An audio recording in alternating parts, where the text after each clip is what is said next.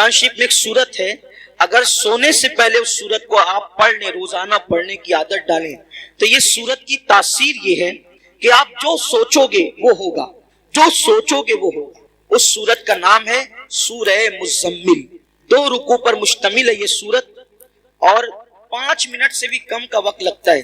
5-6 دن اگر آپ اس کو ریگولر پڑھیں گے نا سورہ مزمل کو، تو آپ کو یہ زبانی یاد ہو جائے گی، اور آپ سورہ مزمل پڑھنے کے عادی بنے، جادو سے بچیں گے، سحر سے بچیں گے، بلاؤں سے بچیں گے، یہ ہے۔ پھر بھوکمری سے بچنا ہے، فاقہ کشی اور غربت سے، یعنی مالدار بننا ہے۔ سوتے ٹائم سورہ واقعہ کی تلاوت کریں۔ سورہ واقعہ مالدار بنانے والی سورت ہے۔ ایک مرتبہ حضرت سیدنا عبداللہ ابن مسعود رضی اللہ تعالیٰ، آپ کے وصال کا وقت قریب تھا، حضرت سیدنا عثمان غنی آپ کے گھر گئے، اور جانے کے بعد کہنے لگے، بھائی عبداللہ آپ کی بڑی دینی خدمات ہے، اب ایسا لگتا ہے کہ تم دنیا میں زیادہ دن تک نہیں رہو گے، اور تمہاری بیٹیاں ہیں، اور آپ مجھے وصیت کر دے کہ میں آپ کی بیٹیوں کے لیے کیا خدمت کر سکتا ہوں۔ حضرت عبداللہ ابن مسعود اٹھ کر بیٹھ گئے، کہنے لگے، عثمان میرے بھائی یاد رکھو، میری بیٹیاں کبھی بھوکی نہیں رہے گی، میری بیٹیاں کبھی فاقے سے نہیں رہے گی، میری بیٹیوں کو کبھی مال کی تنگی نہیں ہوگی، آپ پیسوں کی بات نہ کریں۔ حضرت عثمان غنی نے کہا، کیوں عبداللہ، ہم تو یہ سمجھ رہے تھے کہ تمہارے پاس مال نہیں ہے، اتنے یقین سے جو بات کہہ رہے ہو ایسا لگتا ہے کہ شاید تم نے بیٹیوں کے لیے بہت مال اکٹھا کر رکھا ہے۔ عبداللہ بن مسعود کہتے ہیں، نہیں، بیٹیوں کے لیے مال اکٹھا نہیں کیا ہے، مجھے اپنے نبی کے فرمان پہ بھروسہ ہے۔ اللہ کے رسول علیہ السلام نے فرمایا کہ جو سونے سے پہلے سورہ واقعہ کی تلاوت کر لے گا اس کے گھر میں کبھی فاقہ کشی نہیں ہو سکتی۔ میں نے میری بیٹیوں کو سورہ واقعہ کی تلاوت کرنے کا عادی بنا دیا ہے، جب تک وہ سورہ واقعہ پڑھتی رہے گی انشاءاللہ کبھی ان کو فاقہ کشی کی نوبت نہیں آئے گی۔ یہ صحابہ کا یقین تھا۔ بہت ساری بچیوں کو رشتے نہیں آتے، سورہ یاسین پڑھے، عصر کے بعد پڑھے، ان کو اچھے رشتے آئیں گے۔ قرآن میں سب ہے لیکن قرآن پڑھنا نہیں چاہتے، تعویذ لینا چاہتے ہیں، تعویذ لینا چاہتے ہیں، وظیفے پڑھنا چاہتے ہیں۔ قرآن سے بڑھ کر کون سا وظیفہ ہے وہ بتائیں نا آپ، قرآن سے بڑھ کر کون سا وظیفہ ہے؟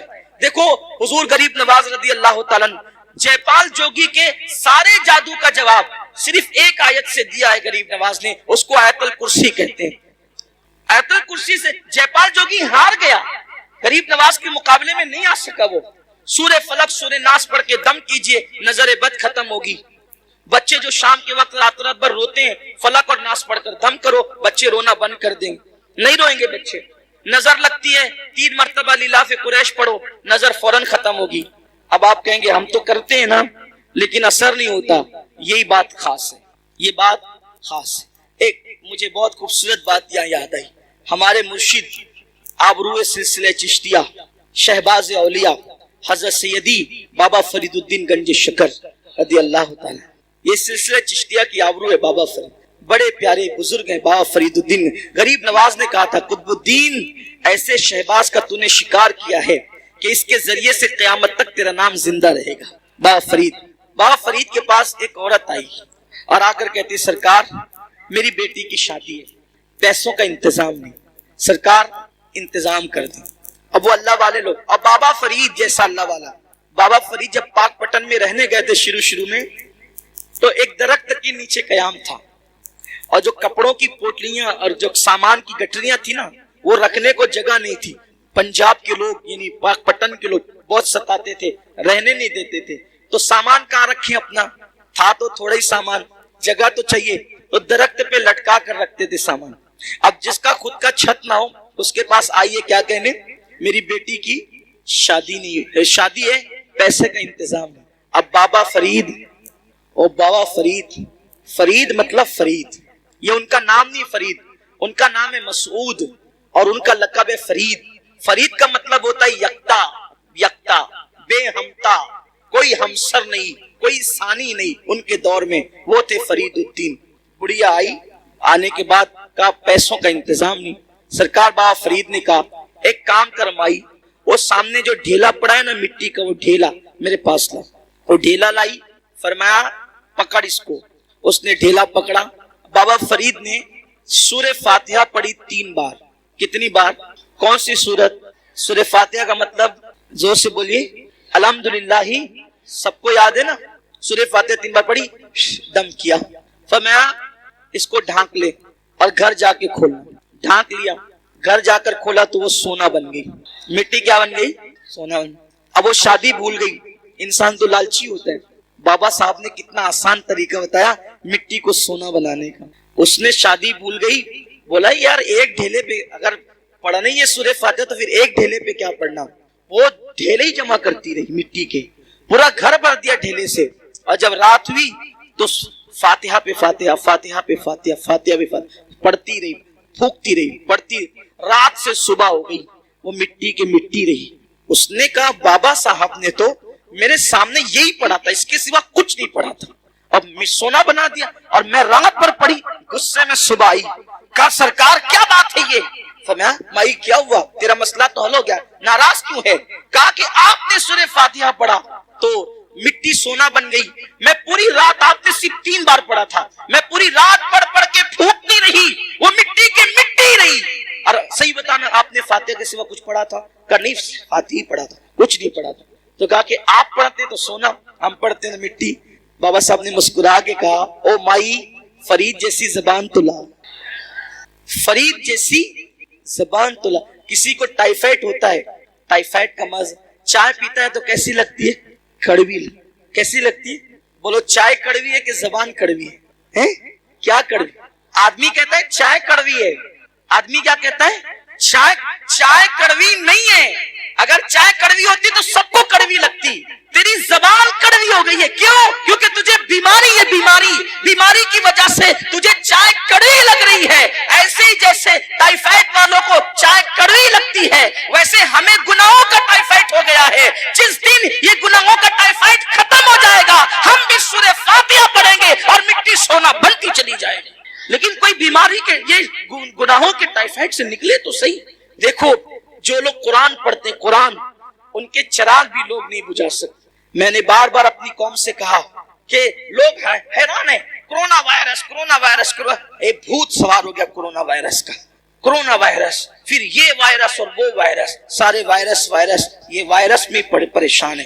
ارے نادان، سوچ تو صحیح، کوئی بستی سے نکال دے گا، کوئی یہ کر دے گا، کوئی مار ڈالے گا، کوئی قتل کر دے گا، کوئی لوٹ لے گا، کوئی یہ کرے گا، وہ یار کوئی کچھ نہیں کرے گا۔ اللہ کی کتاب پکڑو، اللہ کی کتاب پکڑو، تمہارے جلائے ہوئے چراغ بھی کوئی بجھا نہیں سکتا۔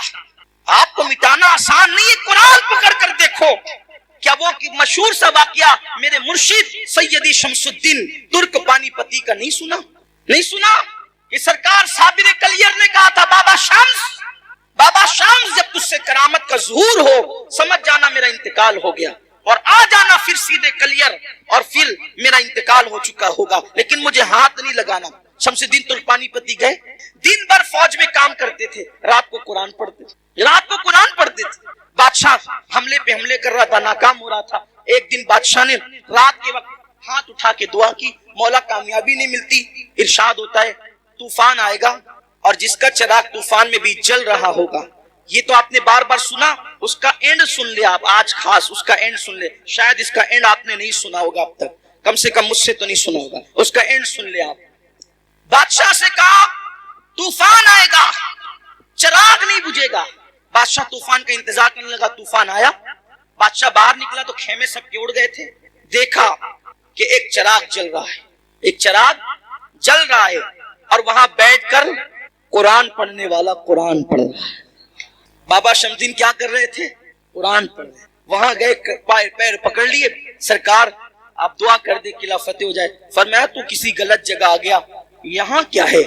تو کہا کہ حضور مجھے بتایا گیا خواب میں کہ جو صاحب کرامت ہوگا اسی کی دعا قبول ہوگی۔ کہا کہ صاحب کرامت بہت لوگ ہیں، میں تھوڑی۔ تو کہا کہ توجہ تو کریں، اس سے بڑی کرامت کیا ہوگی کہ لوگوں کے خیمے اڑ گئے اور آپ کا چراغ بھی نہیں بجھتا، یہ چراغ جل رہا ہے۔ وہ چراغ کیوں جل رہا تھا؟ حضرت شمس کا چراغ کیوں جل رہا تھا؟ چراغ اس لیے جل رہا تھا کہ وہ چراغ کی روشنی میں قرآن پڑھ رہے تھے۔ چراغ کی، یہاں تو لائٹ کی روشنی میں بھی قرآن نہیں پڑھتے، وہ لوگ چراغ کی روشنی میں قرآن پڑھتے۔ تو میری گزارش ہے قرآن کو عام کیا جائے، قرآن کو عام کریں، قرآن پڑھیں، قرآن پڑھائیں۔ اللہ تعالی ہم سب کو قرآن پڑھنے کی توفیق عطا فرمائے۔ اور آج کی اس مبارک محفل میں عہد کر لیں کہ اپنے گھر کے ایک ایک بچے کو توجہ میری طرف کر لیں. بس اب اختتام ہو گیا. یہ جج حضرات تشریف لے آئے ہیں.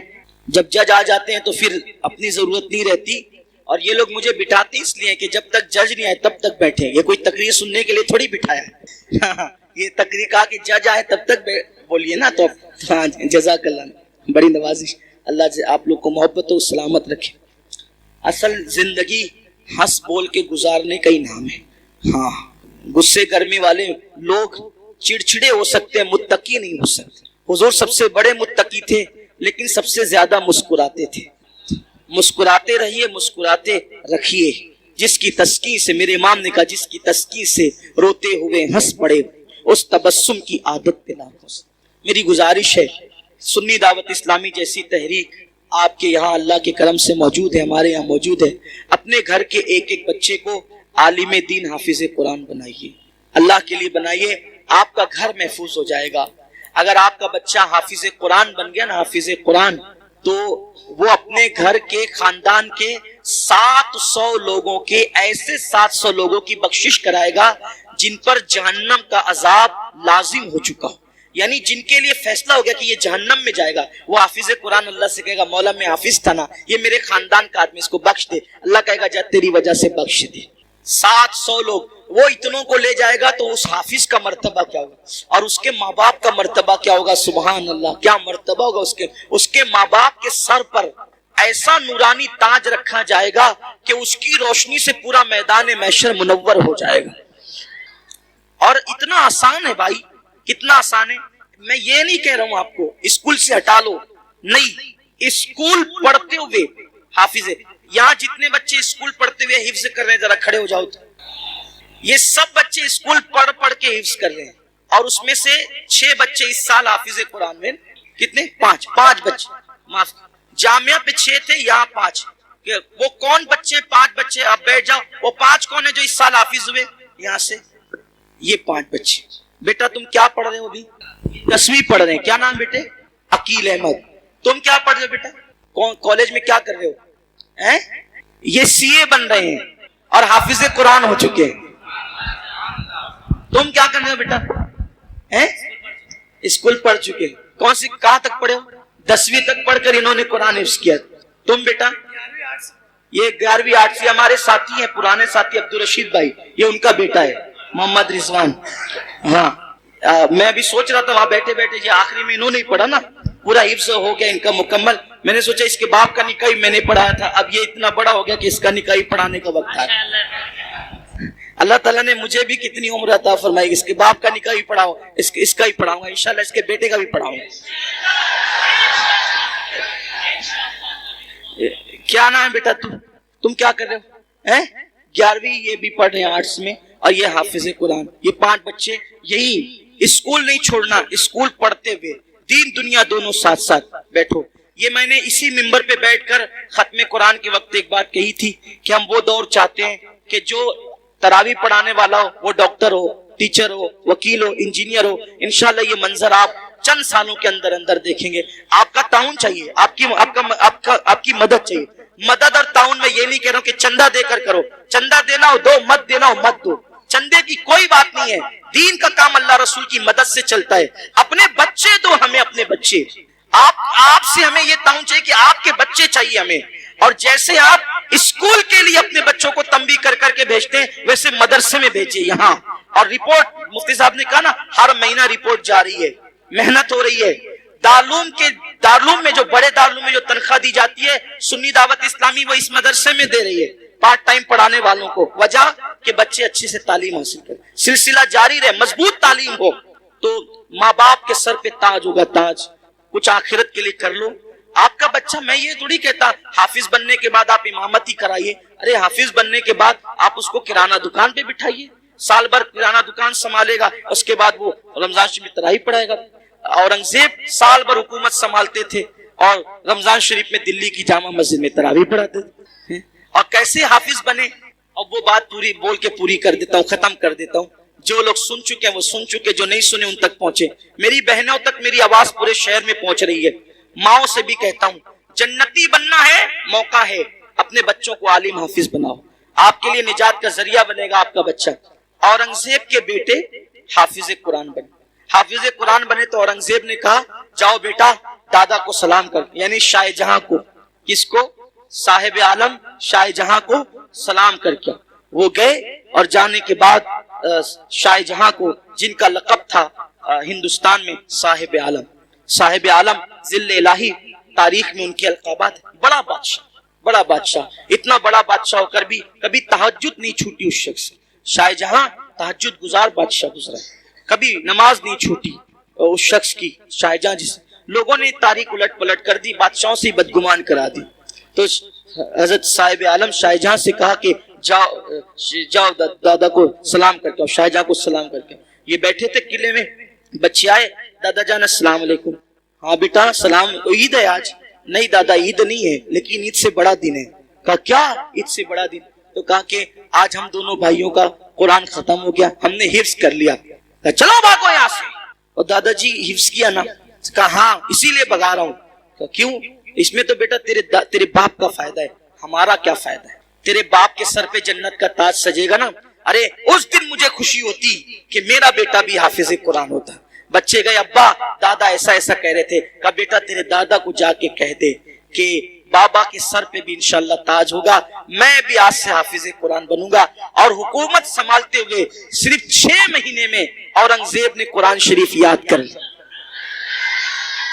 بھائیو وہ حکومت سنبھال کر کے 6 مہینے میں قرآن حفظ کر سکتے ہیں اورنگزیب, تو ہم لوگ کرانہ دکان سنبھال کر نہیں کر سکتے, ہم لوگ دکان چلا کر نہیں کر سکتے. ارے آپ سوچیں حضور تاج الشریعہ اتنے بڑے عالم دین ماضی قریب کے بزرگ, انہوں نے جب ان کی آنکھوں کی بینائی انتہائی کمزور ہو گئی تھی تب قرآن شریف یاد کرنا. پوری دنیا کا دورہ کر رہے ہیں, فتویٰ دے رہے ہیں, پڑھا رہے ہیں, اور اردو کتابوں کو عربی میں کروا رہے ہیں, اس کے ساتھ قرآن حفظ بھی کر رہے ہیں. اور دنیا سے جاتے جاتے انہوں نے جانے سے پہلے پورا قرآن ختم کر. اشارے سے تو اشارہ ہے, ایک انگلی سے تو کاغذ بھی نہیں پھٹتا.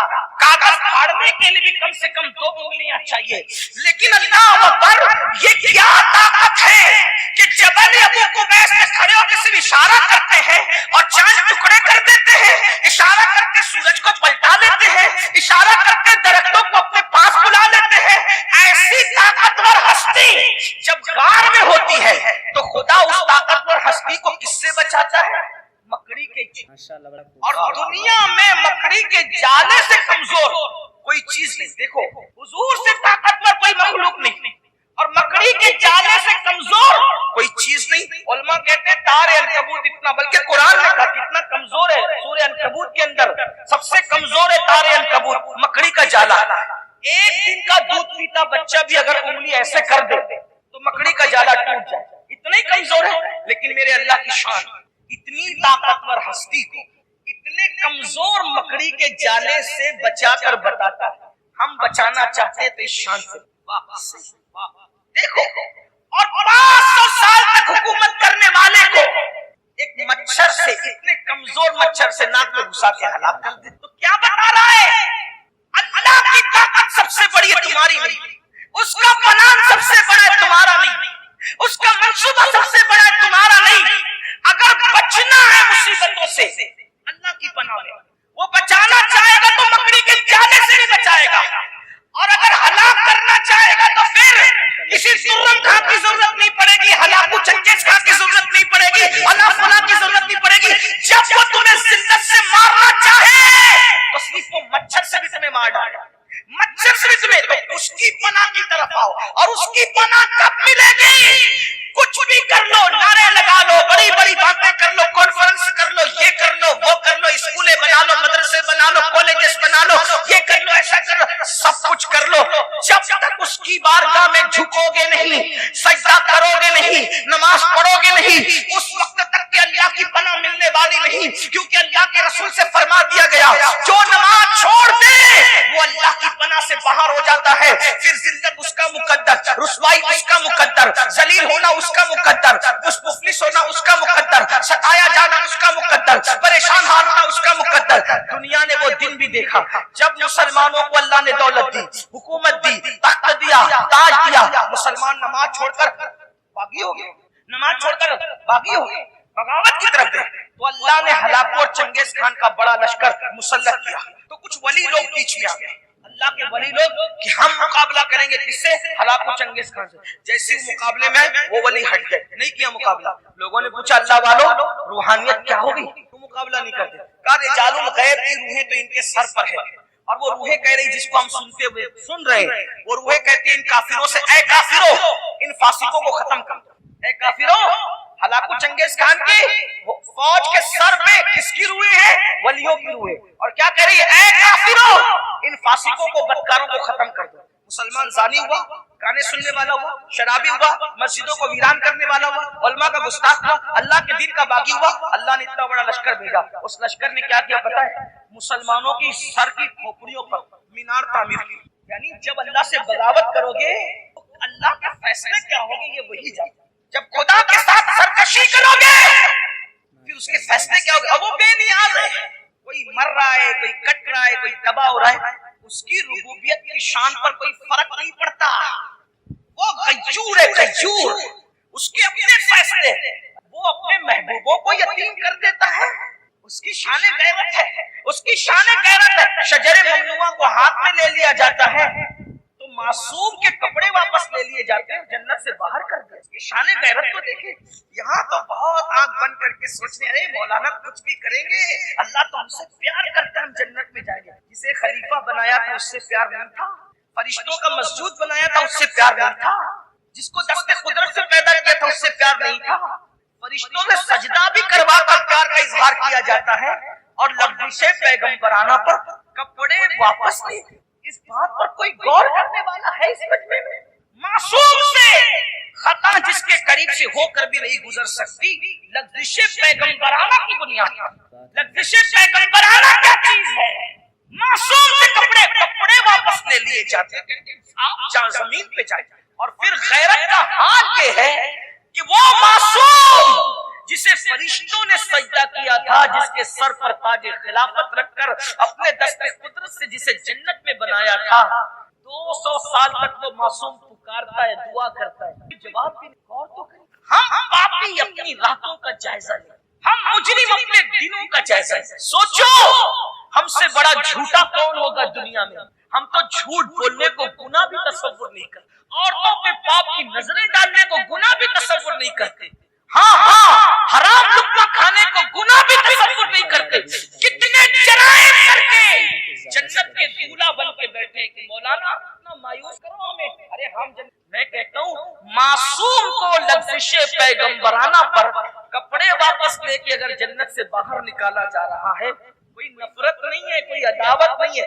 ہماری عبرت یہ صرف ہماری کہ ہم سجدہ بھی کرواتے ہیں, اور اگر غیرت پر آ جائے, غیرت کا اظہار کرے تو پھر جنت کے باہر کر کے 200 سال تک کے دعا کا جواب بھی نہیں دے. آنسو بہائے جاتے ہیں, دعا کا جواب. سوچو مسلمانوں ہم کیا ہیں؟ اپنی راتیں دیکھو, اپنے دن دیکھو. یاد رکھنا یہاں کتنے بھی عیش آرام کر لو, جب مر کے آنکھیں بند ہوگی تو اس خواب سے, اس غفلت سے آنکھیں کھلے گی کہ میں تو دھوکے میں تھا, میں تو اپنے آپ کو دھوکہ دے رہا تھا, میں تو اپنے آپ کو فریب دے رہا تھا. میرے بھائیوں رحم کر لو, یہ سنی اجتماع جن منتظمین نے منعقد کیا ہے, اللہ ان کی عمریں دراز کرے. آپ آئے, اللہ تمہاری عمریں دراز کرے, ان علماء مشائخ کی عمریں اللہ دراز کرے. یہ کسی ٹوٹے ہوئے دل کی آواز ہے, اور یہ وہ آواز ہے جو مسلسل 14.5 صدیوں سے لگ رہی ہے. اللہ کے بندو, دنیا کے مکر سے باہر نکلو, دنیا کے دھوکے سے باہر نکلو, دنیا کے فریب سے باہر نکلو.